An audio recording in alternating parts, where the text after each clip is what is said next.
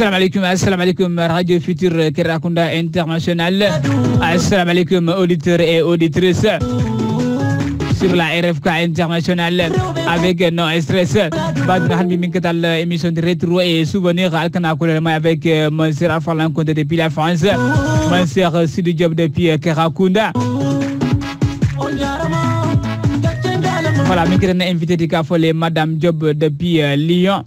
Madame Diop dit Kadi Conté depuis Lyon. Wala mun na invité ti alhamdulillah alkana ko la moy depuis Lyon. Madame Diop face à monsieur Conté et monsieur Sidi Diop avec No Stress. Badi na halbi yalla émission rétro et souvenir alkana ko la avec monsieur Arfalan Conté depuis la France. Monsieur Sidi Diop face à Madame Diop dit Kadi Conté depuis Lyon.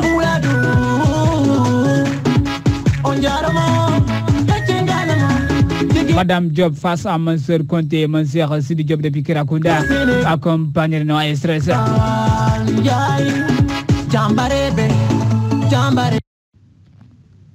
Merci beaucoup DJ Kabiro. Assalamu alaikum Radio Futur Kerakunda International, auditeur auditrice lu ngalbe kondon de nyimala. Aton min bella mola en direct plateforme to jam min benni YouTube to bonani Facebook to na réseaux sociaux to tari ngalbe kondo. Ka fale han kabi commune dal ka fanyame DJ fale nyame à leur émission comme chaque dimanche comme présenter les rétro et souvenirs.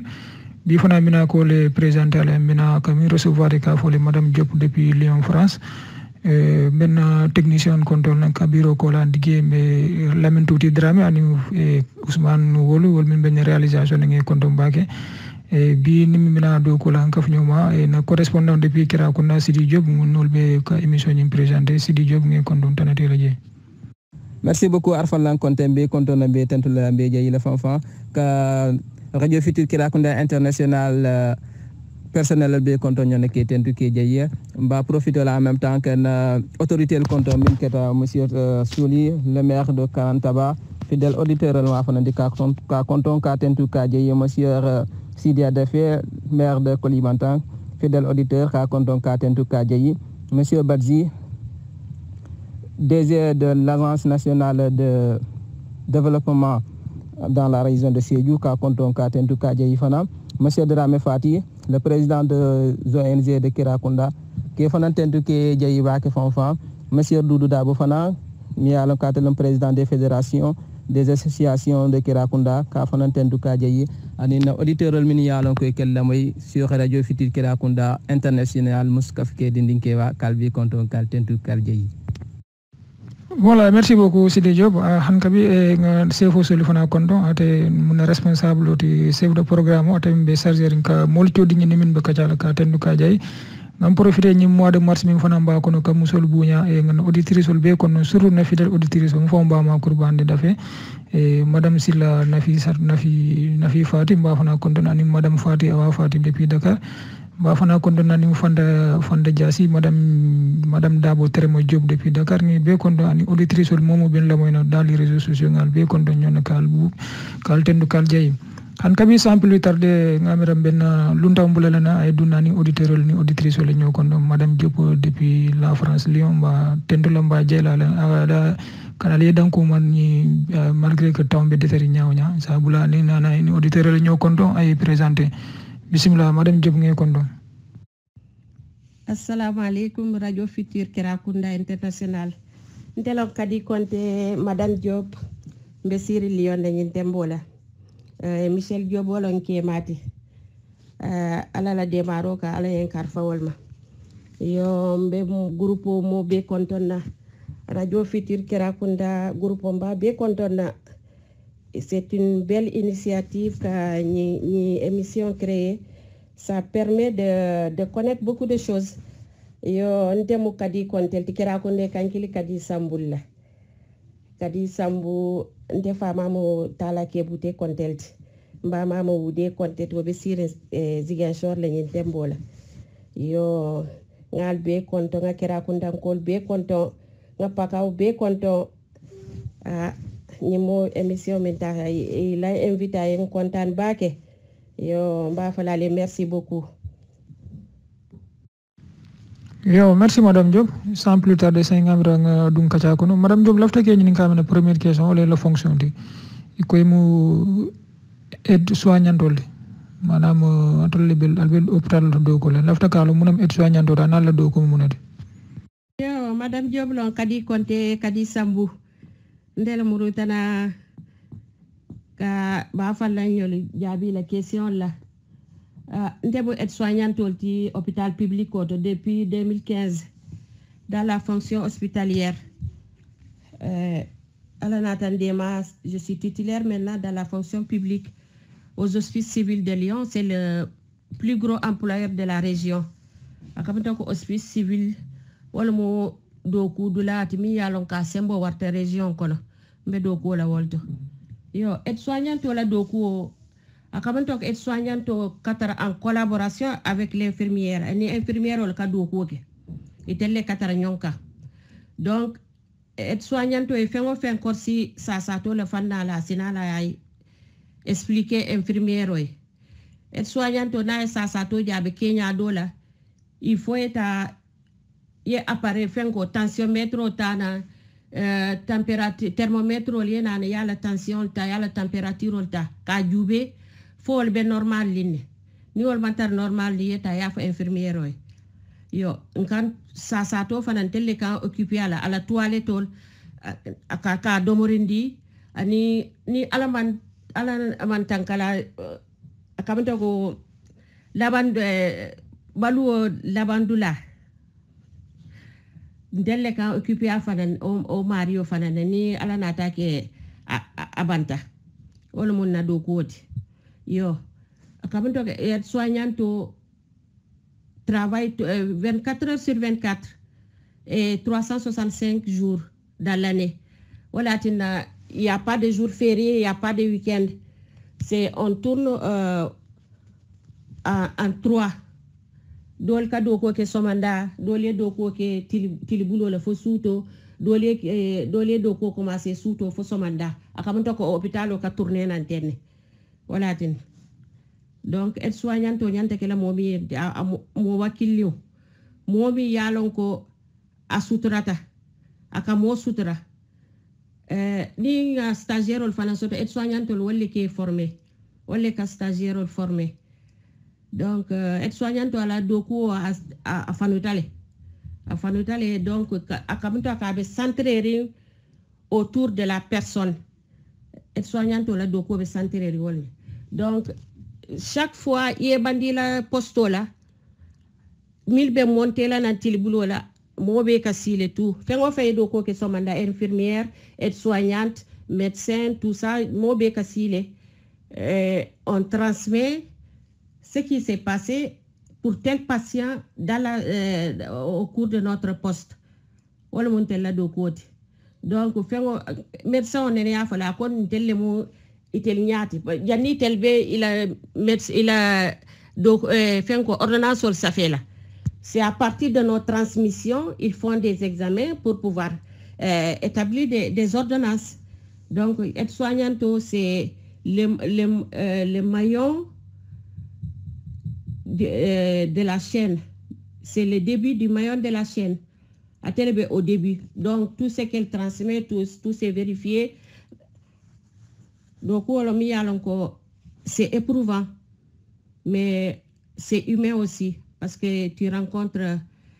plein de choses, ça te donne satisfaction. Merci beaucoup Nakadine, contente de les réponses. La une question, mais ça ça ka famille Covid-19. Covid-19 mi alon ko telbe kenen dunia ko bela tout mais jamal bi je mal la ko asotale c'est mi alon ko te e do ko la hôpital auto et si mon fono mo le ni sa la fanala yo sidi la question ko maya tabak parce que c'est une question d'actualité ñim pandémie o kabri 2019 a commencé na Chine ni ajube dunia be so ta ñonkan katu sa min commencé na Chine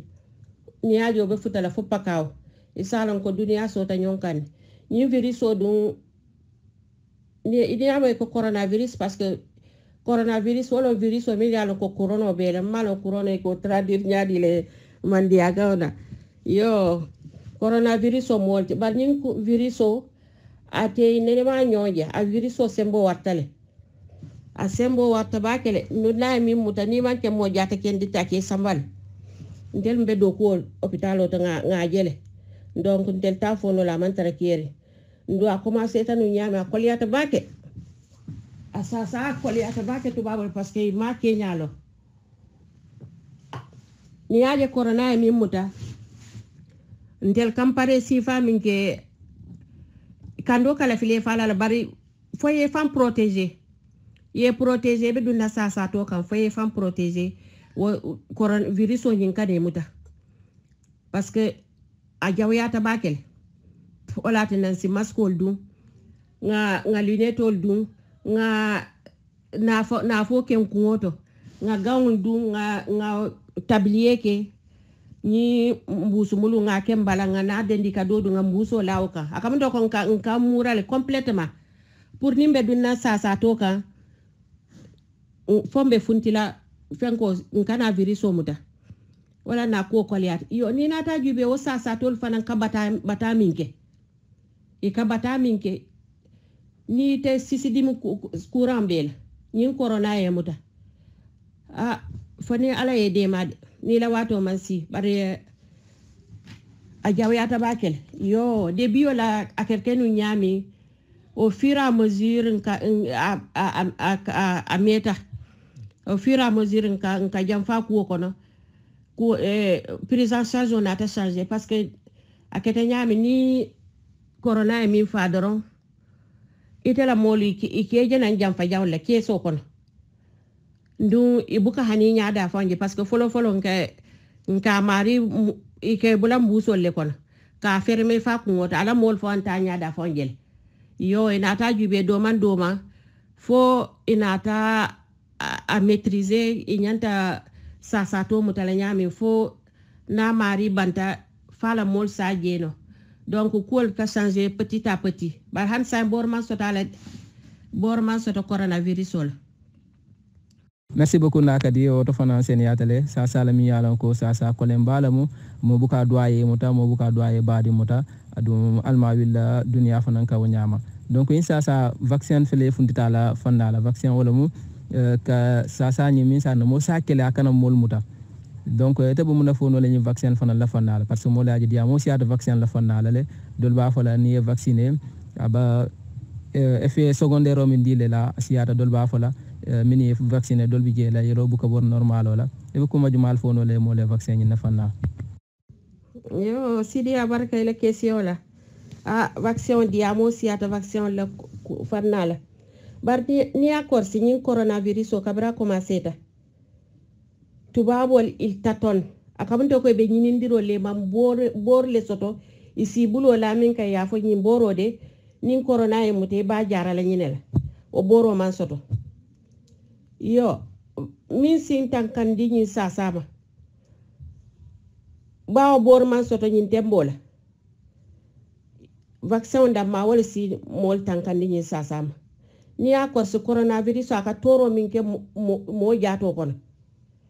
yo toro jube ikoy ne vaccin ta abe mutalal de bar wo toro ate o bata kelela ite batalo nyama ko min ni ma vaccin ta buta korside bénéfice ani risque les bénéfices du vaccin ani le risque d'être contaminé par le corona et peut-être mourir parce que le corona c'est la fin c'est ça ni ite mo mi yalon ko i manke mo jata kendoti en surpoids ite man vaccin parce que tu as peur des effets secondaires ima o vaccin ta corona na te muta mutoni mi yeso to je fa ne yo sabu donc moi je pense que le vaccin en attendant avec un accompagnement des gestes barrières parce que ni accord si ni corona be minna na to tati sota fenkita aka mi faynante ni tebe siri nga dal masque mantere nudo yo corona muda ima vaccin ke donc il fallait contaminer tale yo c'est pourquoi il faut respecter les gestes barrières à commencer par bulukuo tout le temps ibota jonkonte ibuluku ibota na sate kono ibuluku imeta siri ibulo yaku heureusement tel misil mol ale ma koy wato watin ka salgio muta bani ibe salgio pana muta ni e safuno ta yaku o ka 99% du virus aka fale. Donc geste barrière en attendant que tubabo lié boro soto mi yalon ke be bulo lala tay ko nyinde ni corona e mote be nyimbe jarale ye vaccin ta ntenga bara avec le vaccin wol batina mol be nyim pandémie on ba éradiquer no dans le monde ajube kabri nyim pandémie o dunta dula économie o bele tinyata tout mo buka circuler mo mantare fambul dal. Donc si vous avez l'opportunité soto allez faire soto mi yatina asi vaccin tano alata pour que fantanka ni akor si ndindi sasa min kadu dindu mutano wotumol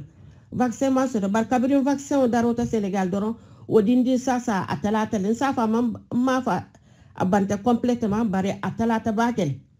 o dindi sasa comme la polio la rougeole ça wol talata bakel Sénégal. Donc ni mi possibilité so de vaccin ta demi fele te ntel nga vaccin tal ntel nga Pfizer BioNTech ntel nga l'État parce que nous sommes les soignants, nous sommes prioritaires et hani ma faut être obligé mais tu voudras que tu sois protégé parce que ntel be ndoku minna ibita to doku dulato ini yobe sitire iko sa tol bijel yin corona ibe bola do ko le kon na molbe so ko de mala fi kay sa ngel. Donc tu vas tout faire pour te protéger. Yo jani vaccin binal on fait tout pour nous protéger. Vaccin on a donc on va prendre le vaccin pour se protéger davantage comme ça ni alwan tant que le virus on a temuta tu n'auras pas ces complications là. Yo avoir tabake ni me vaccin ni me possibilité surtout ka vaccin on ta al vaccin on ta kabrinte ka vaccin on ta kundime mamuta fombalo min kandidati comme dindu ni ka vaccin min ta de na non te ka vaccin min ta aka balakando min ke woda ma ako leke yo ni vaccin ta isa fo ni ibalo kuliate madron doliprano ta ni doliprano ta ka passer. À part ça, j'ai pas vu d'autres complications. Il y a des complications, mais complications, c'est rare. C'est rare. Donc, ni me possibilité surtout que vaccin ta al vaccin ja tero monter la commode.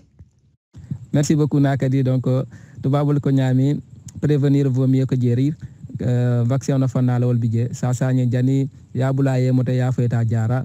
nya wili ñin tembo nya fam protéger min satina kane mota wol koyta parce que manke sa salmi ya ko kundi mo naye mota e parastamol mi a keria donc amanti wol sifati la ta question me poser la wala mum ntol min ya ko mba pakaw jan parce que sa sal siata min ya ko ka sawne e ba conseil jumal di lo na mole o sa sal la fanal han ñin sojol ka fi me loto sa salu sa sawna le min ko boko ebola ñole e ba conseil jumal di no lan tolla min sa nan sa tamandino pour ñakanano sa sifalma nin ka saw ñon no ñami. Yo c'est dit là une question pour Matabak. Ni ça me sonne les maladies infectieuses là que ça soit soyo wala kon karkato wala disante ngamere wala. Donc il faut privilégier l'hygiène tout le temps ke buloku wato wat ka ke dindiwun wala ke dindiwun ke balo mobe ke buloku wato wat dindiwun ni nata di bonna sate ko jani be bulo bulale do morokon ali safuno dile e buloku ni e buloku microbe aka karkilo aka be fale tout. Donc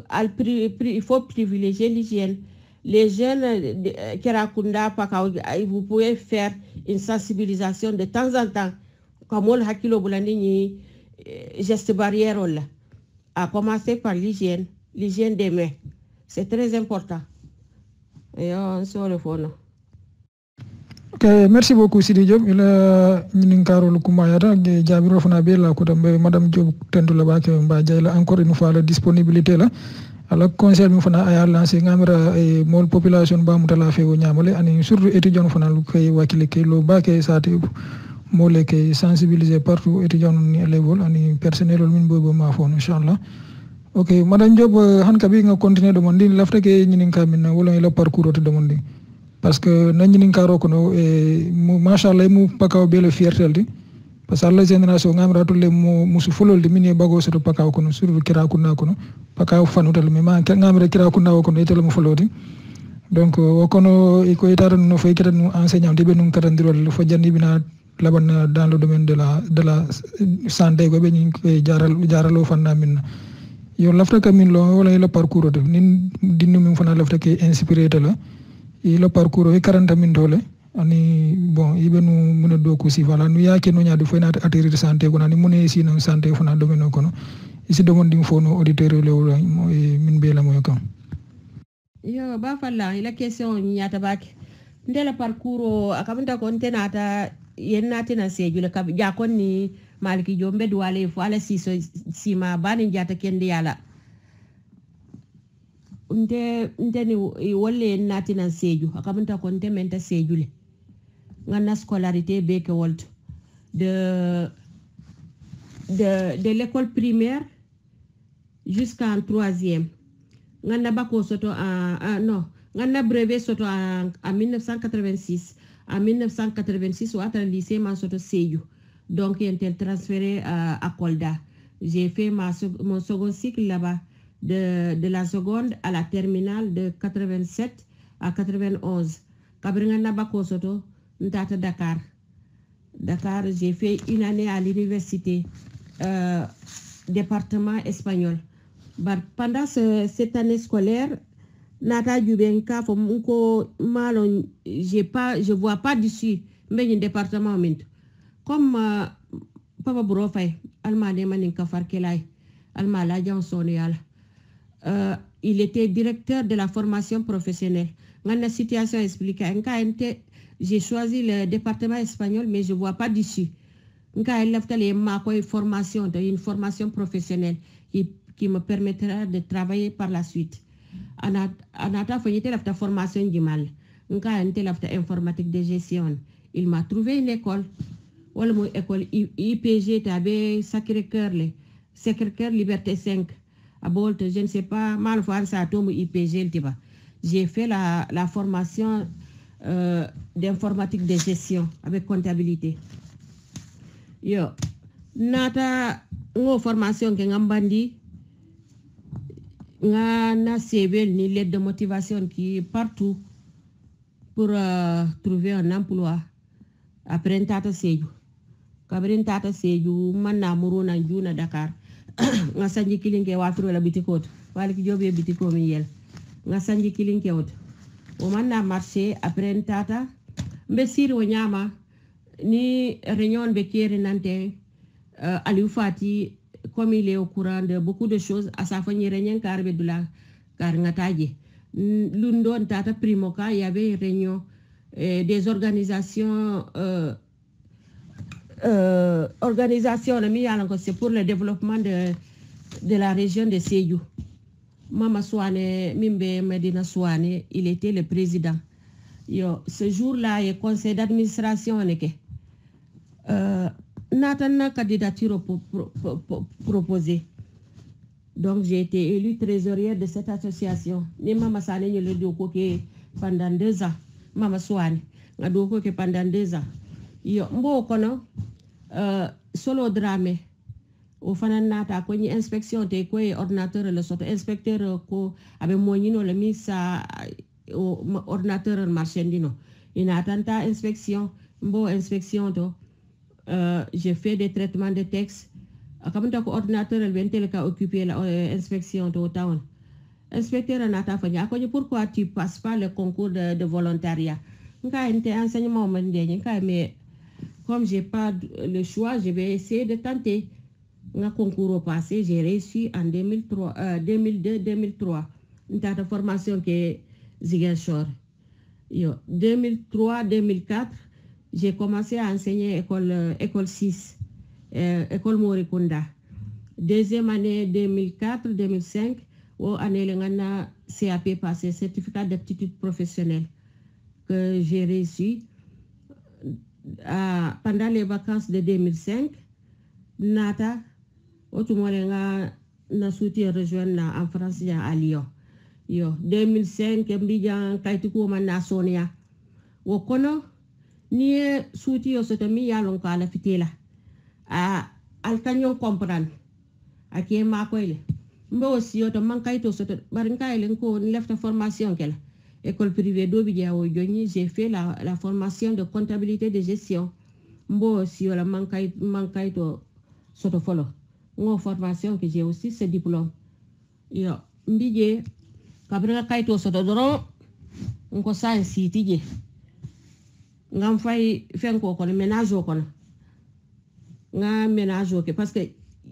tubab du ja ni ma hani expérience ndi fenke do kadu dans le milieu du travail ka kolyal donc nga inscrit Pôle emploi nga inscrit organisme d'auto wol kan suivre nga formation ndi on ke ngata do ko la suol kono o pendant ce temps o année ko kabri na employeur inatan sélectionné nka nte la fta ekela aide soignante nka par contre je commence pour l'instant barimbina concours passé ni concours ce doron j'abandonne ce travail je vais faire la formation ala nata ndema onata soneya nga do ko ke pendant une année à domicile ikata suwo kono ika ménage ke ika ma ko ke la coursol ke akamto ke ma ko dal ngoke pendant sanji kilon kono yo o sanjo kono nganna concours aide soignante préparé wol kono ngata do ko la ngana nga livre sang kana ngana fenko ngana concours préparé nata soto kabro concours soto nga formation ke o formation fanan ko liat parce que ibe formation e cours ke kabri 9h fa 17h ye seyna dindi un be suwo kono ye tabiro ke ni ma mo soto mi yalon ko a ke comprendre altitanol bari na suti on baten tulambe dualan sima ala ni jata kendial ala de maroka ayem ma koy fob di mbey ndula min to alhamdulillah yo ñino na parcours ti ba falla machallah madame Diop mais papa Michel kontaan de passage ma kontaan na baake ani Assane Diop ñimma konté ani man ninka communauté min be Lyon jang min be la mo la ngi be konton ñola mais surtout be na sejum kol konton na comme fa ñami Diop kunda Malik Diop ya alialo ñamin tol be 40 wol jelo kira kunda jemo machallah depuis des années fo kana senga CNSM de proximité sur de pakaw kono men tollo fo kana tolle jamon tolle tawna mom moy entrant 6e mo soro ni orienté seju ala so kono lon defis quoi machallah almatalla sosima bani jada kenara mel dimbal ñaato alma kordañi wiru wala kambe on sabat laje ok madame Diop hanka bi machallah la ñum parcours de normalement mañ na question do sot la be mi lala kan quoi parce que auditeur surtout auditrice solo momo be la moyo la mom leçon tale la ñum kono quoi mo jamal ñanta fanjila ñum parcours kono mais hanka bi be si milano kandron comme taw min to jamansia ici hek demande mais nak ibe mëna conseil dino la auditrice la surtout musol mi an ko be la moyo la ici conseil no mëna la karawna fanna la ba ni wakilo foko do ko so indépendance bon ko côté taddo ko la fanna la ici mëna conseil dino la quoi ici mëna conseil lancer no quoi parce que bon ni tata jibe que jusqu'à présent pakaw kono fon sa fon sud bon kira kunna mi no ma fon ngam dami maîtriser bake tollo secteur be do tout muso min ba karana fay futa fay bago soto amansia soko kata minu fon danta minu fon le bago soto pour que futa université ka diplôme soto université formation supérieure ke sa fo amansia na bi je fon mais afoni mi an ko kira il est originaire pakaw le mais be siri dans les villes amansia donc kana formation fana ke foy findo fana ko ni dun dans le domaine professionnel ka tardo ko late amansia ko wala no vraiment o ila o conseil o tambe solo lo mabaki surtout na auditrice solo ani be surtout be ni karo min ko ngani ni karo de tolle donc voilà ngi lofta ke ni ngawol ba falle la question akuma ya tabaki yo ntela conseil wala nyinti ka di musol ma ko yekara di musole independence folo mo muneti ala karaw na karanta ku jama ka sono yayi sambe jamano min ka foka nyom ma ko di mbaya sambanyala akita ini ifudu tawo foyni ke mali ali kafunyo mali ali do kuoke ali dimba sambanya ase dimba sambanya sonia donc muso nyante wakilal nanyola la di muso ali wakilindi e karanke sungutol fana hani kudo si soto siloka i wakili yela karanke ye karan tu verras les résultats après donc mbe musol be exhorter les karanke katu kabrinte be karandiro la j'étais trésorier de la SCOFI. C'est une association chargée de la scolarisation des filles. Donc, l'objectif au multi, sunguto les kara, muso les kara. C'est le développement de la nation. Al muso boulay kara. Yo, on a fait un conseil. Il n'y a pas de son métier. Al kara, que ça soit sunguto, kambano, al kara. Kara on est mon affaire. Merci beaucoup nakadi conseil mi yalon ko ya lancé abeti ada bakele musul nyata karanale comme kiwol fanan ka karanyami parce que londo mo fenati mi yalon ka ba musul lin kiwol be le ja alhamdulillah content wala bakel mbadindun be konton na nyonna be tentu la fana mbar radio Futur Kirakunda la fidèle auditeur konton na min yalon ko kataraka Allah mo min keta bambo konte ñole kata drame fati ñol comme nya folo ne santo ñami bo mobe konton na be tentu la vibara sila ñol kal tentu kal jeye donc la tay la dernière mot nati la mot de fin radio Futur Kirakunda international la mo la mo mebe yo sidi mbay tentu la be jeye la ba fallan konte mbal be konton na mbal tentu la mbal jeye la mbe les techniciens miriati nañi ñi émission si keno mbal be konton nambe duwalal be sima bani jate kendi ani laba ñiñal ani sutronin tanko haji jarobe mario bulo ni misilmol la kayrolo alma o hajo jaralañ alani rasul hormoto mbe mfula musol konton na Kirakunda sona dabo ñolo nandindo do ngal be konton sadio ba konte ani mfulankel ngal be konton saba sedi yo amo be konton be mbama ñol fanan konton na nabiadu ñol su ko ñolu da sata njaayo ngal be konton mbe na suti yo fan konton na mimbe Kirakunda jin tembola mbe duwala mbe la simani jate kendi yala mbe duwala pakawonkol be alman be sola sutronin tankone laba ñiñala yo ala barka ba falla kontanta baka la émission ala barka alman sola sabu ñimmala ala ne rasul hormot ala barka yo mbe na suti yol fanan kontonna na pakawonkol milbe si lion ja ñimma konteñolu sana konteñolu ani sejunkolu pakawonkolu fengo fembe lion ja na kontendiro be alman be sola sutronin tankoni laba ñiñala nim badi misilmol be yo auditeur ni auditrice nga mo be konton alla la moy ñañim mala ala barka alman be sola sabu ñim mala ala barka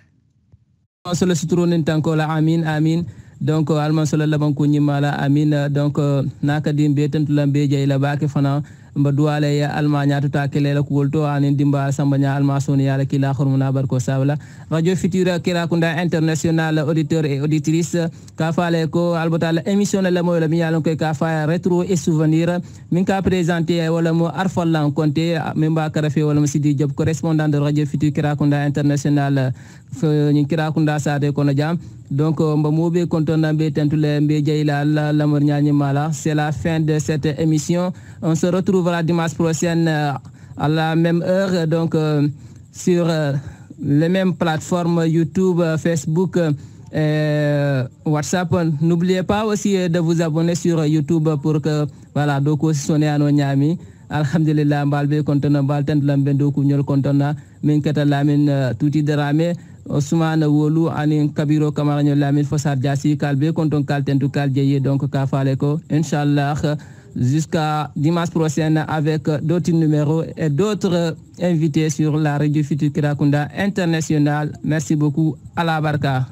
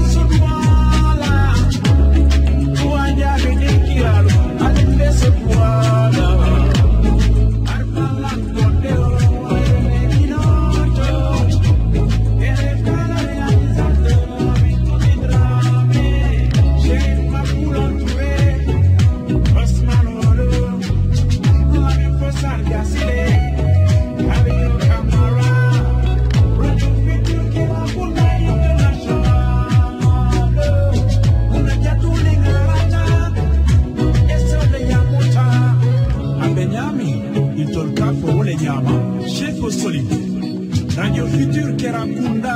International la Barmadore Matici. Abaraka.